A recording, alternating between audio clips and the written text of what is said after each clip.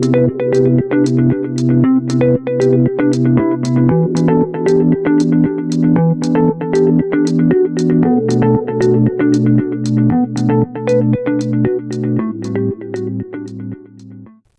tuned in to This Week in Palestine, a space where truth is not trimmed to fit the comfort of the powerful, where resistance is not a metaphor but a daily act of survival, and where solidarity is not a passing season but a heartbeat carried across generations.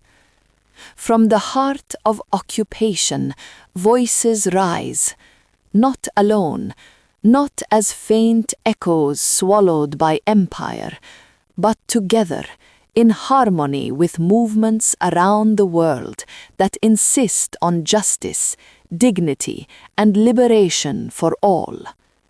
This is not just a broadcast, it is a lifeline, a thread stretched from Gaza to every corner of the globe, binding shattered homes to unbroken hope, binding rubble to resolve, binding grief to a future still worth fighting for.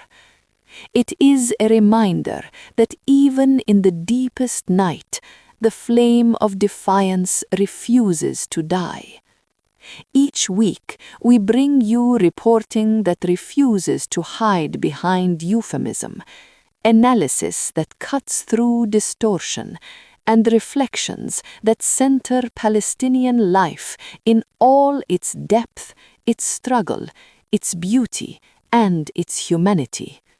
We do not sanitize, we do not soften, we speak plainly because the stakes are far too high for anything less than truth.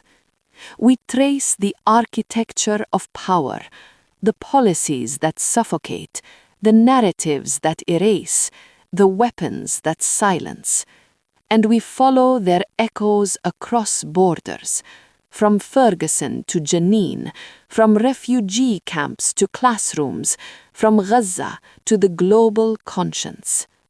This Week in Palestine is not a program of polite avoidance. It is testimony, it is urgency, it is solidarity without apology, because the struggle for liberation is not bound to one land, one people, or one moment in time. It is shared, it is global, and it is sacred.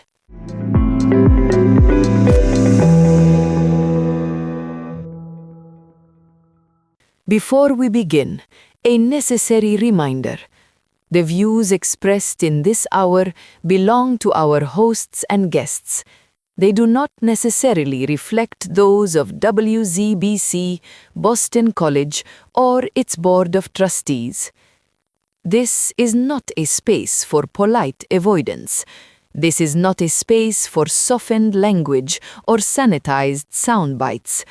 This is a space for truth, bold, urgent, and unapologetic. Good morning, good evening, wherever you are tuning in from. Thank you for choosing to be here. I'm your host, Yara Rashid, and it is a profound honor to welcome you back to This Week in Palestine. Today is Sunday, December 28th, 2025. On this, the longest night of the year, our gaze turns once again to Gaza and the West Bank, lands under siege, lands enduring what no land should endure. We look toward the ruins where homes once stood, toward lives uprooted under a weight of global indifference that feels heavier than the earth itself. As the headlines fade and the world moves on, one truth refuses to disappear.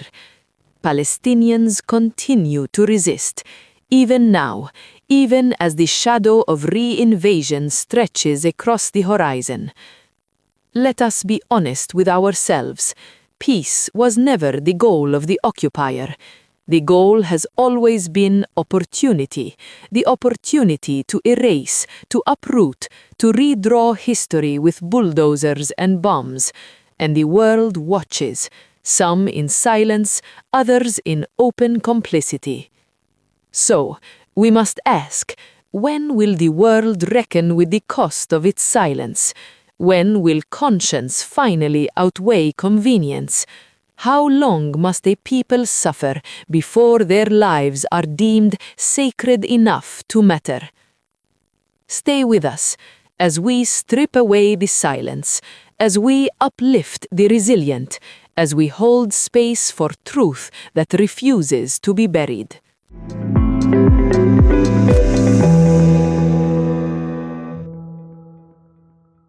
Let's talk about the war on Gaza. Not the headlines, not the slogans, not the pre-packaged narratives handed to us by governments and newsrooms. Let's talk about what might actually be happening beneath the surface. Because if we're honest, truly honest, this war is not what they tell you it is. They want you to believe it's religious. They want you to believe it's ancient hatred. They want you to believe it's about terrorism, or security, or self-defense. But think a little deeper. Look past the smoke. Look past the talking points. Look past the convenient explanations that fit neatly into Western political comfort zones. Because the war on Gaza may not be religious at all. It may not even be primarily about Hamas. It may be something far bigger, far older, and far more calculated. And I want you to hold on to a question we will return to later. Is the war on Gaza a coming disaster, not only for Palestinians, but for Egypt, the West, and the United States themselves? Don't forget that question. Keep it in your pocket. We'll come back to it. Was this really about October 7th? Now let's return to the main subject. Was the war on Gaza truly a retaliation for Hamas's attack on October 7th? Or was October 7th the spark that ignited a project already drawn on the table? Because when you look at the scale of destruction, the speed, the coordination, the political alignment, the economic interests, you start to wonder whether this was a response or a long-planned opportunity.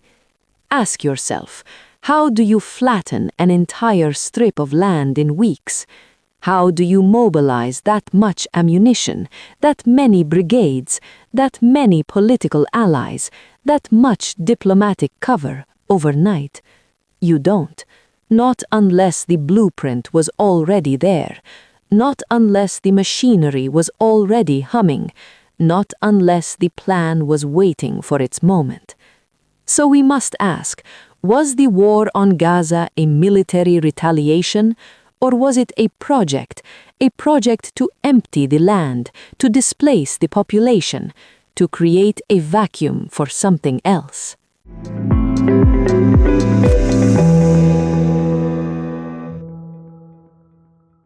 Let's talk about something that rarely makes it into mainstream conversation. The idea of a new canal. A canal that could rival or even replace the Suez Canal. A canal that would run through territory now known as Gaza. A canal that would reshape global trade routes. A canal that would shift the balance of power in the Middle East. Now, I'm not telling you this is fact.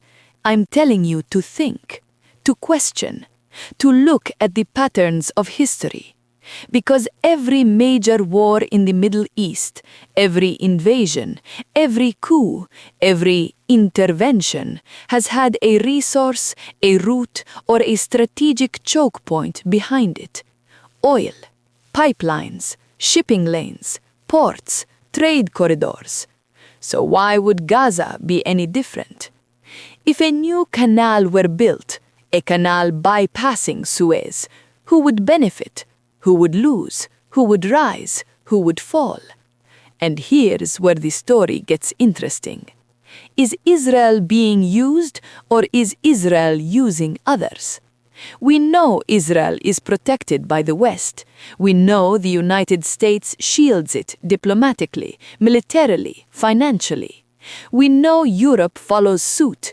We know Egypt cooperates, sometimes willingly, sometimes under pressure.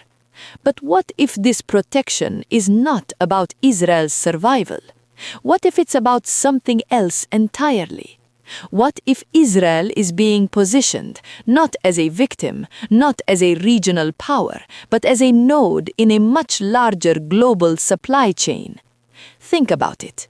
If Gaza becomes a canal, Israel becomes the command center, the gatekeeper, the overseer of a new trade artery connecting continents. And now ask yourself, would the United States allow that? Would Europe? Would Egypt?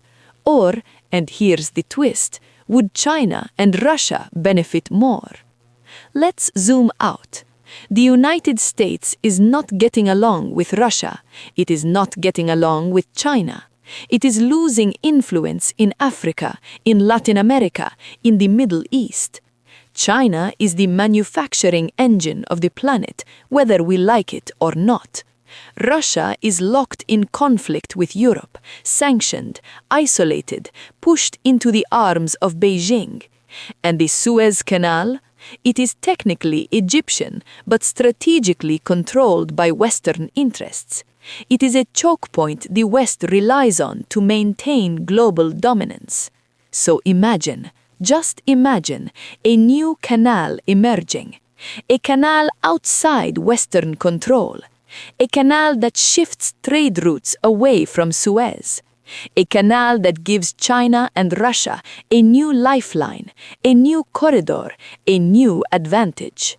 Now ask yourself, would China and Russia support such a project? Would they quietly encourage it? Would they work with Israel, not publicly, but from the shadows, to see it completed? You didn't hear this from me, but think about it. Think again. Look at the map. Look at the alliances. Look at the timing. Do you see the bigger picture now?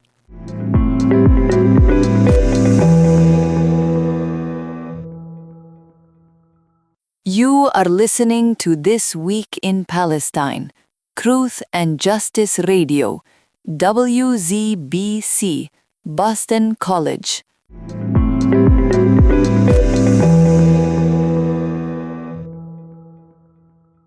Perhaps, just perhaps, China and Russia are not opposing Israel's actions as loudly as expected because they see a long-term opportunity.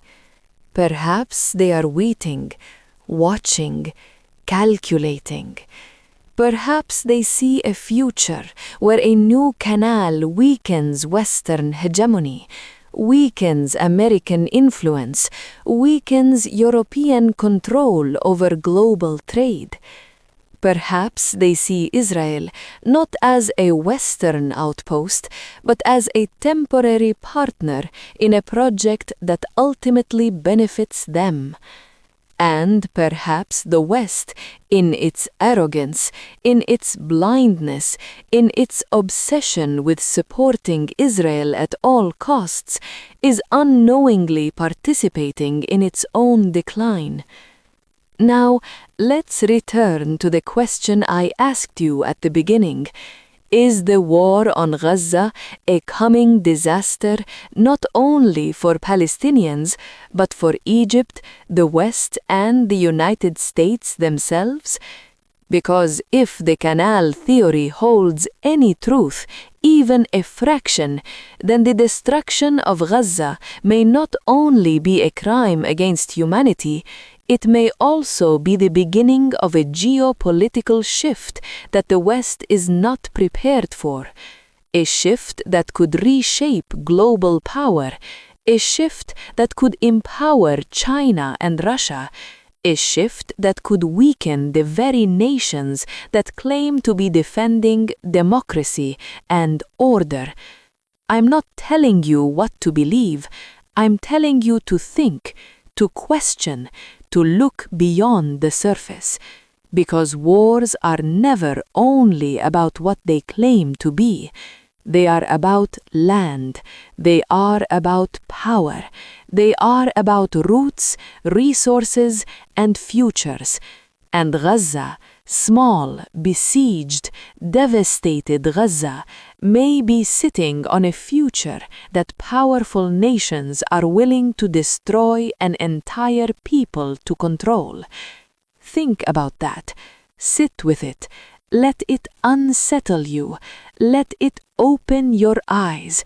Because the truth is rarely simple, and the story of Gaza is far from over.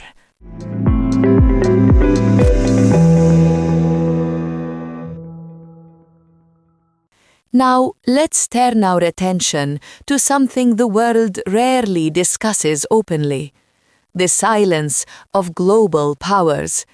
Not just Western silence, we've talked about that, we've exposed that, we've named it. But what about the silence of China and Russia? Two countries that position themselves as challengers to Western dominance. Two countries that speak the language of multipolarity, sovereignty, and resistance to empire. Two countries that, on paper, should be loudly condemning what is happening in Gaza and all Palestine. And yet, their voices are muted, measured, carefully calibrated, sometimes supportive in rhetoric, but rarely in action. Why? Let's explore that. Let's peel back the layers. Let's examine the incentives, the interests, the calculations. Because silence is never neutral. Silence is never empty. Silence always serves someone. Let me be clear from the start. I am not saying China or Russia support genocide. I am not saying they endorse the destruction of Gaza. But I am saying this: their silence is strategic. Their silence is calculated. Their silence is tied to a future they can see forming on the horizon, a future that may benefit them in ways the world has not yet fully understood. So let's ask the question: why did China and Russia abstain at the United Nations? Why did they choose neutrality at a moment when moral clarity was desperately needed? Was it fear of confrontation? Was it diplomatic caution? Or was it something deeper, something tied to long-term geopolitical ambitions? Let's explore that possibility. Ask yourself this: does Russia want energy routes from the Black Sea flowing southward without NATO oversight? Of course it does. That has been a Russian strategic goal for decades. Every pipeline, every port, every corridor is a chess piece in a much larger game. Russia wants influence over the flow of energy, not because it loves conflict, but because energy is leverage. Energy is power. Energy is survival. Now imagine a new trade route, a new corridor, a new canal, one that bypasses Western choke points and weakens NATO's grip on regional logistics. Would Russia be interested? Would Russia quietly welcome such a shift? Would Russia see opportunity in the chaos? These are not accusations. These are questions.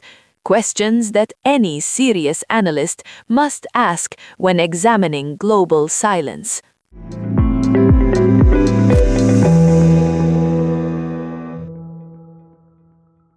Now let's look at China.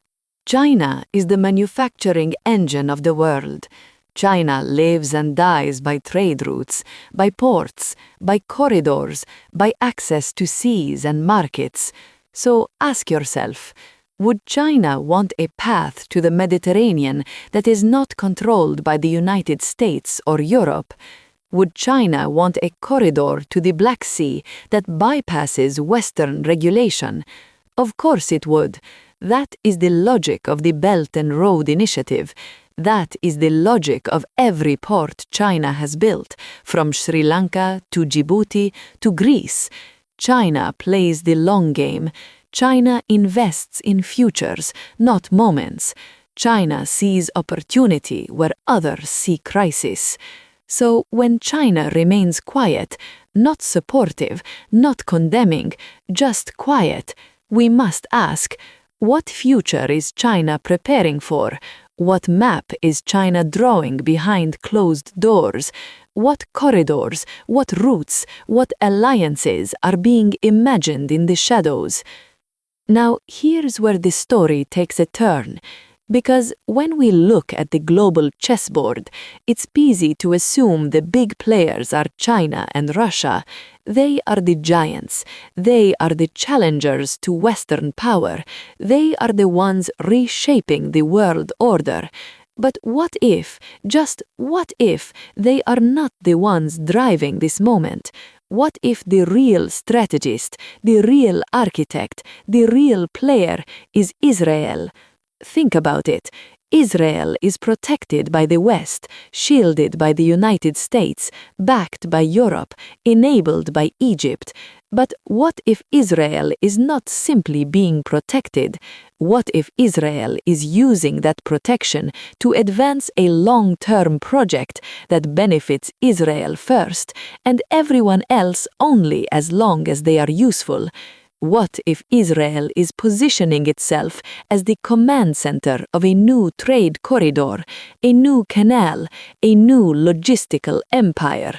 And what if, once that project is complete, Israel no longer needs the West, no longer needs American cover, no longer needs European diplomacy? What if Israel is preparing to pivot not toward morality, not toward peace, but toward power? Here is the possibility no one wants to consider. Let's be bold enough to ask the question, is Israel playing the West? Is Israel using Western support to achieve a project that ultimately benefits Israel alone?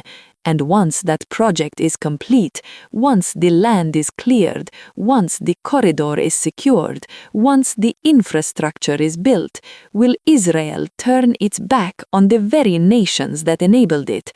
Will Israel pivot toward China, toward Russia, toward a new global order where it becomes a central node in a trade network that bypasses the West entirely? This is not a prediction. This is not a conspiracy. This is geopolitical analysis. This is pattern recognition. This is the logic of power. So I ask you again, who is playing the big game? Who is thinking 10 moves ahead? Who is using silence, alliances, and destruction to shape a future the world has not yet fully seen? It may not be Russia, it may not be China, it may not even be the United States, it may be Israel, leveraging Western support today to secure a future where it no longer needs the West at all. Do you agree? You don't have to, but you should think about it. You should question it. You should look at the map, the alliances, the abstentions, the silence, the timing, the interests, because nothing in geopolitics is accidental, nothing is random, nothing is without motive, and the war on Gaza, as horrific, as tragic, as devastating as it is, may also be the opening act of a much larger global transformation. Stay with me. I have more for you.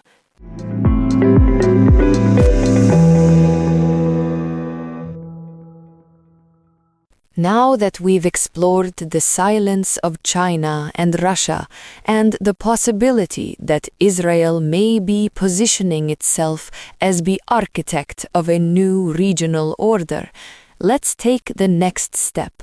Let's ask the question that sits beneath all of this. If a new canal project were ever completed, a canal that bypasses Suez, a canal that reshapes global trade, what would the impact be on the Western world, on the United States, and on Egypt itself? Because if such a project were real, if such a transformation were underway, the consequences would not be small. They would be seismic. They would be historic. They would redraw the map of global power. Let's explore what that world might look like. 1. The Western countries, a slow erosion of influence. For decades, Western nations, the United States, Britain, France, Germany, have relied on control of global trade routes to maintain their political and economic dominance. The Suez Canal is one of those pillars. It is not just a waterway, it is a symbol of Western leverage, a gatekeeper of global commerce, a choke point that shapes the flow of goods, energy, and wealth. Now imagine a new canal emerging, one that bypasses Suez, one that is not under Western influence, one that shifts the center of gravity eastward. What happens then? Western countries would face reduced control over global shipping routes, weakened leverage over Middle Eastern politics, a diminished ability to pressure regional governments, a loss of strategic relevance in the Red Sea and Mediterranean. Their dominance, already challenged by China's rise, would erode even faster. Their ability to dictate terms, to enforce sanctions, to shape alliances would weaken. And here's the irony. Western governments, in supporting Israel unconditionally, may be enabling a project that ultimately reduces their own power. They may be cheering on the very process that sidelines them. Number 2. The United States, a strategic setback. Now let's talk about America, because if a new canal would ever built, the United States would feel the impact more than anyone. The U.S. relies on control of maritime routes, influence over Egypt, strategic dominance in the Middle East, the ability to project power through naval presence. A new canal outside U.S. influence would challenge all of that. It would reduce U.S. leverage over global trade, weaken its ability to pressure regional governments, undermine its military positioning in the region, strengthen China's Belt and Road Initiative, give Russia new access points to warm water routes. And here's the deeper question. If Israel were to pivot eastward toward China, toward Russia, what would that mean for the U.S.-Israel relationship? For decades, Israel has been America's closest ally in the region. Billions in aid, diplomatic cover, military cooperation, political protection. But alliances are not eternal. They are transactional. They are strategic. They shift with the winds of power. If Israel sees greater benefit in aligning with rising powers, what happens to America? Does the U.S. wake up one day to find that its closest ally has outgrown it? Does it realize too late that it funded and protected a project that ultimately weakened its own influence? These are not predictions. These are questions. Questions worth asking in a world where power is shifting faster than ever. Number 3. Egypt, the country with the most to lose. And now let's talk about Egypt, because if any nation stands to lose the most from a new canal project, it is Egypt. The Suez Canal is not just a waterway for Egypt, it is a major source of national revenue, a symbol of sovereignty, a pillar of economic stability, a bargaining chip in regional politics. If a new canal were to emerge, one that diverts traffic away from Suez, Egypt would face massive economic losses, reduced geopolitical relevance, increased dependence on foreign powers, internal instability fueled by economic strain. Egypt's leadership knows this. They understand the stakes. They understand the threat. So, if Egypt appears silent or complicit or cooperative, we must ask, is it truly supportive, or is it trapped, pressured, cornered by forces larger than itself? Egypt may be playing a dangerous balancing act, appeasing Western powers, managing domestic pressures, and trying to avoid being sidelined by a project that could reshape its future. And if the project succeeds, Egypt may find itself not as a regional power, but as a spectator to a new order built around it. So what does all of this mean?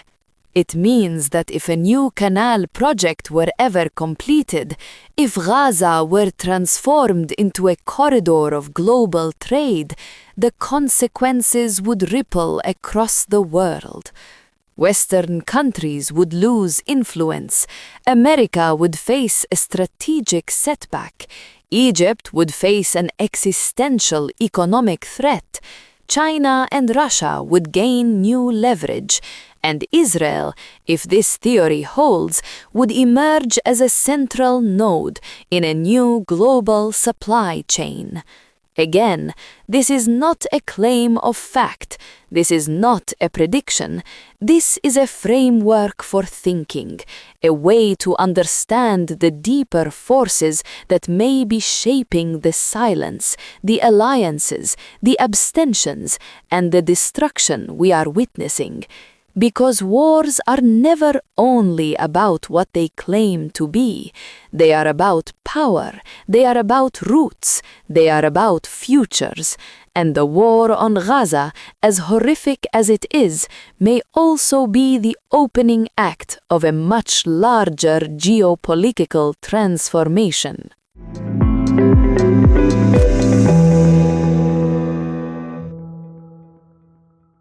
Maybe 10 or 20 years from now, if you return to this episode, if you sit with these words again, the world may look very different, and everything we're witnessing today may suddenly make more sense. Because the map we know now is not the map our children will inherit.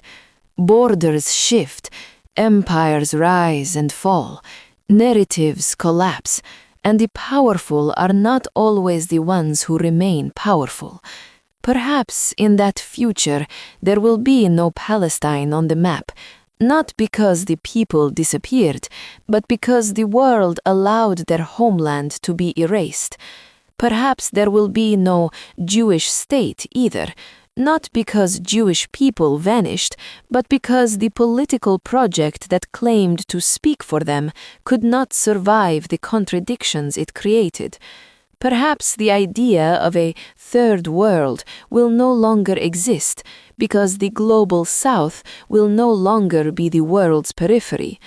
Africa may rise with a strength the world never expected. Russia and China may grow even more influential, reshaping alliances, economies, and the balance of power. And Europe, the old empire, the old center of the world, may find itself weakened, its influence diluted, its authority questioned. The Western countries that once dictated global order may be forced to adapt to a world that no longer revolves around them. And then the question becomes, in that future, who holds the dream? Who becomes the land of opportunity? Who becomes the center of gravity? Will it be Russia? Will it be China? Will it be a rising Africa? Or will the world move towards something entirely new, a landscape where power is shared, where old hierarchies crumble, where new alliances rewrite the rules? We don't know. None of us can predict the future with certainty, but we can feel the tremors, we can sense the shift, we can see the cracks forming in the old order, and maybe, just maybe, when you listen to this years from now, you'll understand that what we lived through was not only a war, not only a tragedy, but a turning point, a moment when the world began to rearrange itself in ways we could barely imagine. The question is not only what the world will look like, the question is who will shape it and who will survive it. And maybe the most haunting question of all is this: who is paying for their own destruction? Who is writing the checks, signing the deals, shaking the hands, smiling for the cameras, all while unknowingly funding the very forces that will one day turn around and pull the rug out from under them? Who is investing in the machinery that will dismantle their own power? Who is feeding the fire that will eventually burn their own house down? What a tragedy, what a shame, because there is nothing more heartbreaking, nothing more devastating than watching nations, powerful nations, walk willingly, blindly, confidently into the jaws of their own undoing. And the world will look back one day and whisper the same words we're saying right now. They paid for their own downfall. They financed their own collapse. They built the road that led them straight to ruin. What a shame. What an absolute shame.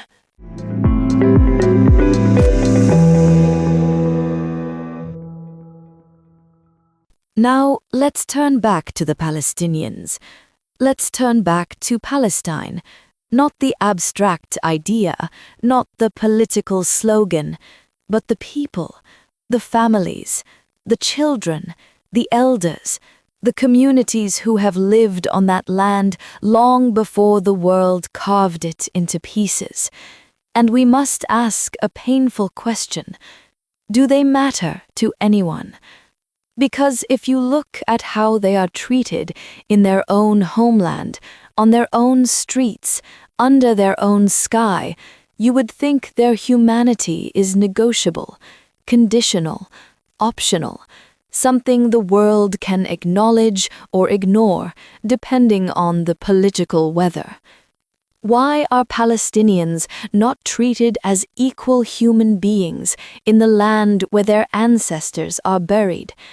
Why is their suffering minimized, their identity questioned, their existence debated as if they are footnotes in someone else's story?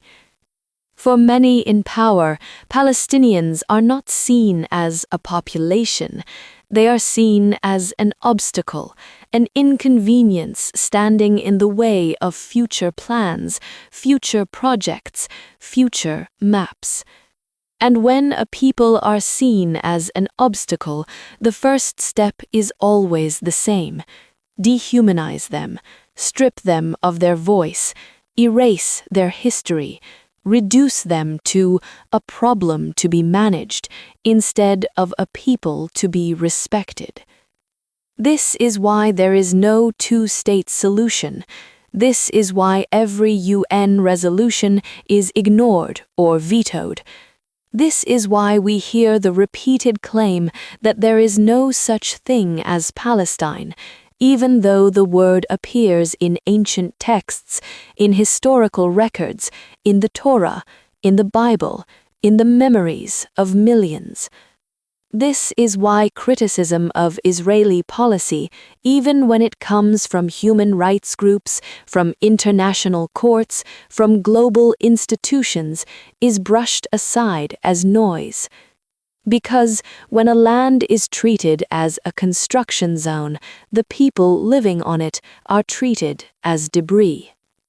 What we are witnessing is not chaos, it is not improvisation, it is not a series of accidents, it is a a system designed to empty the land, to reshape it, to prepare it for something else. And the architects of that system have mastered the political game. We've seen it before. Netanyahu stands before the US Congress, tells a story about a threat in the Middle East, and the room erupts in applause. The next day, American soldiers are deployed, American bombs fall, American lives are lost, all in the name of security, all in the name of stability, all in the name of protecting an ally. Iraq paid the price, its people paid the price, American families paid the price, and now we hear the same drumbeat toward Iran, the same rhetoric, the same pressure, the same expectation that American troops will once again fight a war that is not theirs. If troops are not sent, then billions of dollars are, weapons, aid, support, blank checks written in the name of partnership. And we must ask, how many wars has America fought because someone else pointed a finger?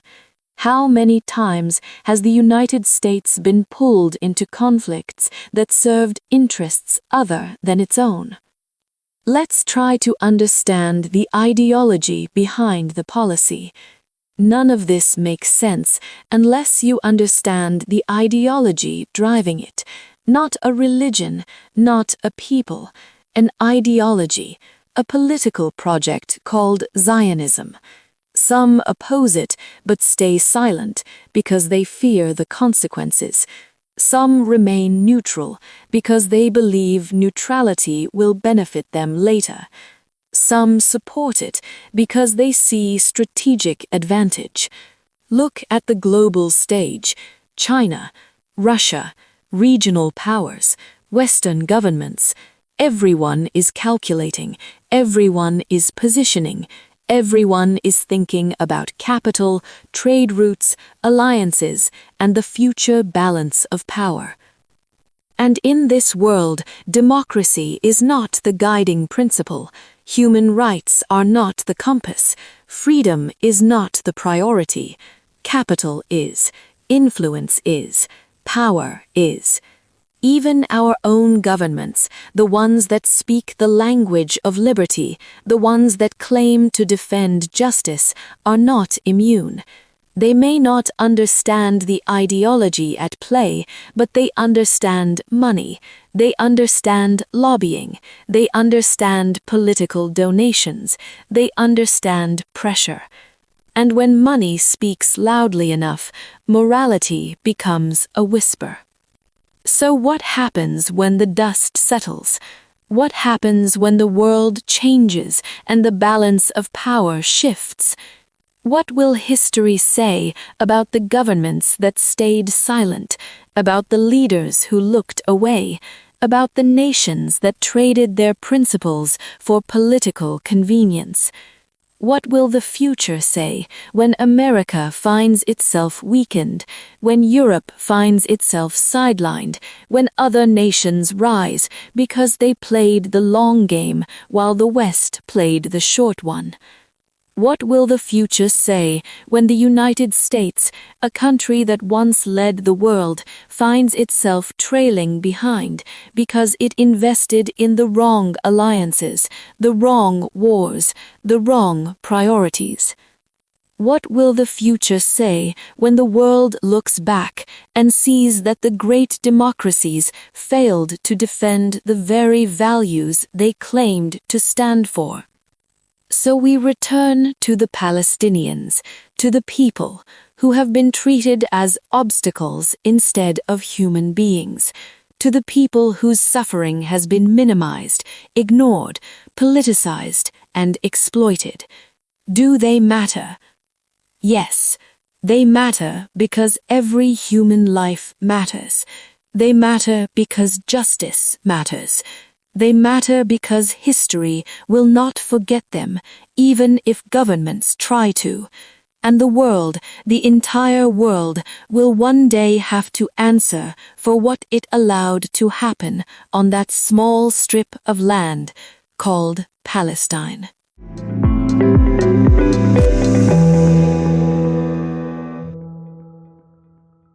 And now, let's talk about leadership, or what passes for leadership these days. Because when ignorance, arrogance, and the complete lack of shame collide, some people still have the nerve to call it presidency. When the government takes the hard-earned money of working families and funnels it into weapons, bombs, and military aid that contribute to the suffering of Palestinians, a people who have already endured decades of displacement, siege, and dehumanization, we are told this is foreign policy. We are told this is strategic. We are told this is necessary. But what do you call it when your tax dollars help fund a catastrophe that will one day turn its back on you? Some call it policy, some call it patriotism, but many see it for what it is: a nation financing its own future problems. We pick fights with countries that supply us with crude oil. We threaten wars that would destabilize entire regions, and somehow this too is labeled leadership. Meanwhile, at home, we push out some of the hardest working people in our society through aggressive immigration crackdowns. Families torn apart, workers deported, communities shattered. And for what? To score political points, to look tough, to distract from the real issues. And while all this is happening, Palestinians continue to be treated as if their lives are disposable, their homes bulldozed, their land taken, their humanity questioned, their grief ignored, their children buried under rubble while the world debates whether they count as victims. This is the moral cost of applauding policies that dehumanize an entire people. This is the price of convincing ourselves that supporting certain ideologies, even when they lead to oppression, is somehow in our national interest. Enough applauding policies that harm the innocent.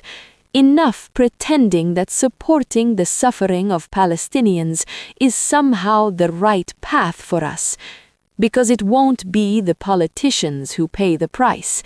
It won't be the lobbyists. It won't be the corporations. It will be our children, our grandchildren, the next generation that inherits the consequences of decisions made today. Just imagine, and this is only an imagination, a future where our kids or grandkids look for opportunity not in America, but in China or Russia or India, because those places have become the new centers of stability, the new dreamlands, the new destinations for ambition and hope. Imagine them leaving because the country we once believed in spent decades investing in conflict instead of investing in its own people. Imagine them leaving because we chose war over wisdom, silence over justice, and power over humanity. That is the future we risk when we ignore the suffering of others, especially the suffering of Palestinians, and convince ourselves that injustice committed abroad will never come home.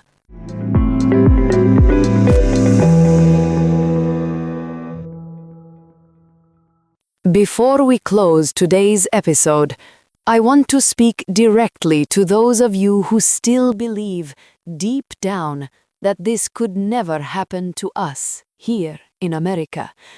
That somehow we are insulated, protected, untouchable. That the consequences of our foreign policy, our alliances, Our economic decisions will always remain over there, far from our borders, far from our daily lives. But listen carefully, because the truth is not buried. It's not hidden in classified documents or locked behind government doors. It's right in front of us. It only takes a few searches, a few hours of honest curiosity, and the picture becomes painfully clear. I'm not bluffing. I'm not exaggerating. We are looking in the wrong direction. We are investigating the wrong threats. We are pouring our money, our resources, our political capital into choices that do not protect us, but slowly, quietly, steadily undermine us. We are funding our own decline. Let's talk about the petrodollar, a term many of you already know. For decades, it has been the backbone of American economic power. The arrangement was simple. Oil is traded in US dollars, and that global demand for dollars keeps our economy strong, our currency dominant, our influence unmatched. But that world is changing rapidly, irreversibly. Countries are shifting away from the dollar. New alliances are forming, new trade routes are emerging, and the petrodollar, this pillar of American strength, is beginning to crack. Economists, analysts, and even former finance ministers have been sounding the alarm. One recent discussion, titled "The Petrodollar Just Died and Banks Are Hiding the Consequences," featuring Yanis Varoufakis, lays out the argument clearly. The global financial system is moving on, and the United States is not prepared for what comes next. Give it 10 years, at most, and the world we know today will not be the world we wake up to tomorrow. And yet, instead of preparing for that future, instead of investing in our children's education, our infrastructure, our innovation, our resilience, we are sending billions upon billions of dollars overseas into conflicts that do not make us safer, into alliances that do not secure our future, into policies that deepen resentment and isolate us further. Imagine what those billions could do here at home. Imagine classrooms fully funded, teachers paid what they deserve, students graduating without crushing debt, communities rebuilt, healthcare strengthened, innovation unleashed. Imagine a generation prepared to meet the challenges of a changing world, instead of inheriting the consequences of decisions they never made. And let's talk about our neighbors, the countries that supply us with crude oil, the nations whose resources keep our economy running. Respect is not optional. Diplomacy is not a luxury. These relationships matter. They shape our energy security, our economic stability, our geopolitical standing. If we treat these nations as disposable, if we antagonize them, lecture them, or take them for granted, they will find other markets, other partners, other currencies, and many already have. The world is not waiting for America to catch up. The world is moving on. And here we are, sending money outward, ignoring the shifts beneath our feet, believing that the consequences will never reach us. But they will. They always do. History is full of empires that believed they were immune to decline, empires that thought their currency would always dominate, their alliances would always hold, their influence would always be unquestioned. And history is full of empires that were wrong. We are at a crossroads, a moment where the choices we make today will determine the world our children inherit. Will we continue funding policies that weaken us? Will we continue ignoring the economic shifts reshaping the globe? Will we continue believing that we are untouchable even as the ground moves beneath us? Or will we finally look inward? Will we invest in our people, our education, our future? Will we build a nation strong enough to stand, not because of military alliances, but because of the strength of its own foundations? Enough said. The truth is in front of us. The question is whether we are willing to see it.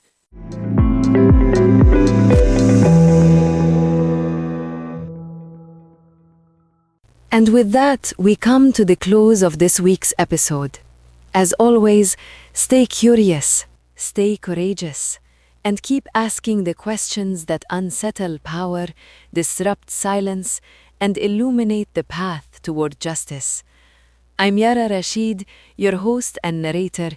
It has been a profound honor to share this space with you, a space where truth is spoken without compromise, where resistance is held with reverence, and where solidarity is never conditional, never negotiable.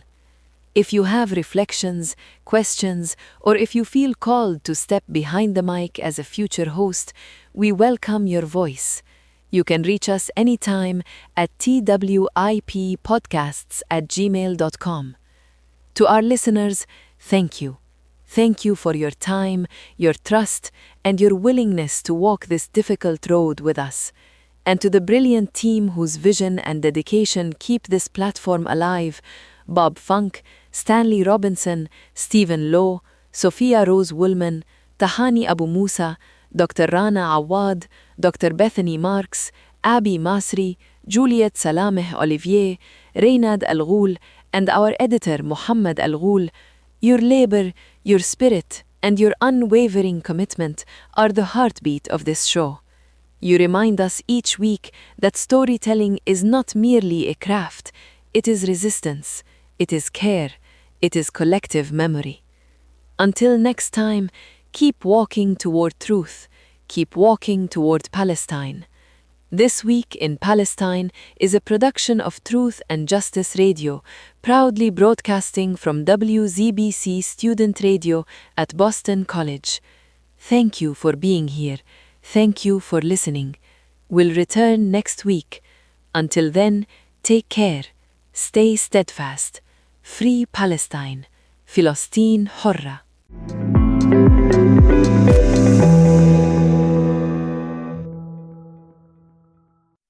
Walk with me, my son, up over the hill. Let me show you the land where our memories still live. See those broken stones where the old house once stood. That was our home, where we laughed and we loved.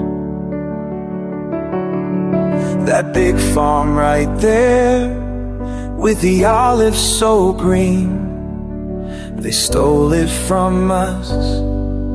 You know what that means.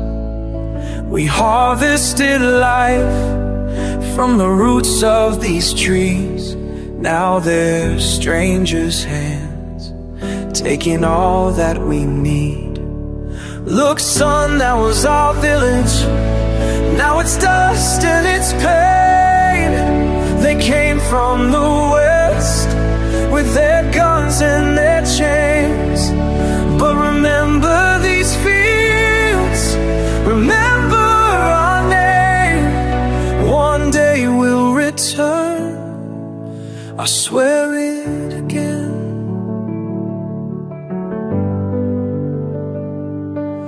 We gathered here, family, under the moon.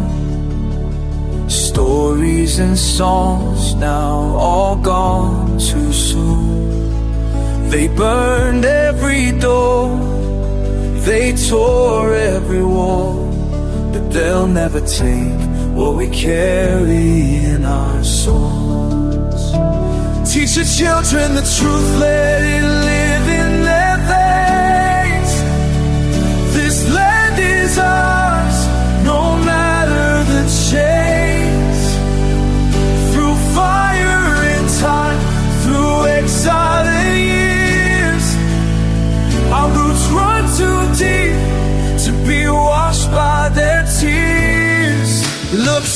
that was our village. Now it's dust and it's pain. They came from the west with their guns and their chains.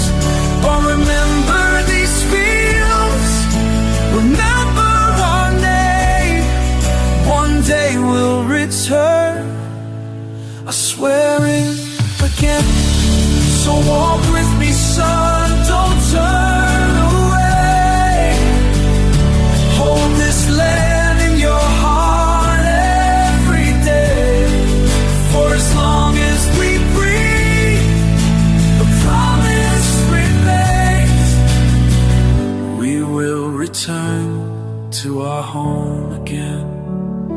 Look, son, I'm still holding the key.